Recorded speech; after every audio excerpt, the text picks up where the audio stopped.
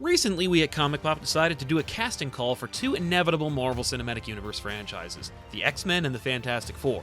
With the advent of the Defenders in the Netflix corner of the MCU, we decided to have a look at the darker side of the Marvel Universe. That's right, we're casting the Midnight Suns, or as we're calling them, the Marvel Knights. Now we are expecting some crossover from the Defenders list, because you can't have the Marvel Knights without some key street-level players like Daredevil and Punisher. And we're holding out the faintest bit of hope that maybe one episode there might be a certain appearance from a certain Sorcerer Supreme from Bleecker Street, but we're not really holding our breath. Starting off this cast is a character we've technically seen on Agents of S.H.I.E.L.D., and that's Johnny Blaze. For our roster, we chose fan favorite Carl Urban for the true spirit of vengeance. He's on fire 90% of the time, so the age gap won't seem quite as glaring, we think.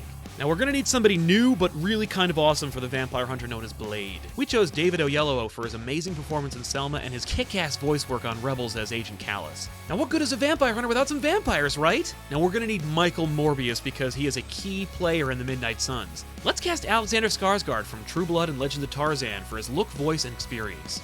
If we know anything about Ghost Rider in the MCU, it's that one rider isn't enough. We're tapping Jake Weary because, aside from the fact the dude practically looks like Danny Ketch, his talent could use a really cool project to be a part of. Echo, aka Maya Lopez, should be cool and kind of a little scary. We think Tanaya Betty from True Justice and Twilight fits the bill really nicely for our hearing-impaired Daredevil-hating rooftop-dwelling ass-kicker in training.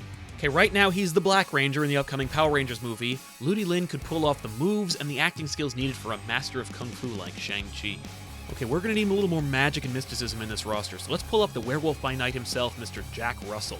We're thinking Nicholas Hoult has the experience putting on the makeup and performing the stunts from his first class days, and the guy's a really great actor besides. Who else but Robert Pattinson could play the son of the devil?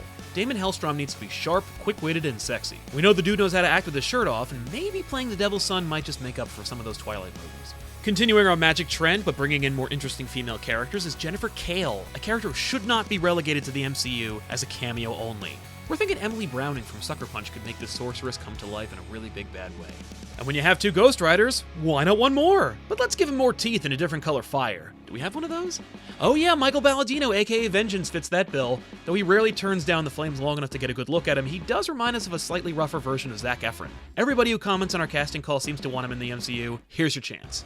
Sophie Turner's kind of blowing up thanks to Game of Thrones, but you know what would really make a killer role for her in our Marvel Knights series? The foul-talking, zombie-killing, next-wave-teaming Elsa Bloodstone. Elsa's father, Ulysses Bloodstone, is an immortal, beautiful, blonde douchebag. We'd like to see Ryan Felipe take this on. I just feel like he could probably pull it off. And finally, Mark Spector, Stephen Grant, and Jake Lockley all rolled into one, the Fist of Khonshu himself, Moon Knight. It took us some time to figure this one out, but after Walking Dead finally bites the bullet, we're thinking Andrew Lincoln could pull off all four characters in one. And thus endeth another fan casting of an MCU property that we're sorely lacking right now, but will almost certainly happen in some form or another. Who should be the villain of this series? Mephisto? Lilith? Switchblade? Zarathos? Who are all these people? If you like this list, check out the other two and subscribe here to ComicPOP for 5 weekly videos Monday through Friday.